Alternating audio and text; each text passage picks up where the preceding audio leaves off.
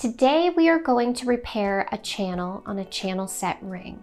You can see on this ring how the outside of the channel has worn so much that there is only a thin strip of gold holding the diamonds in place. Materials you will need today are a channel set ring, easy solder, a thin strip of metal that matches your ring, saving solution flux your soldering setup, a third hand, files, snips, rubber wheels, a polishing machine, and an ultrasonic.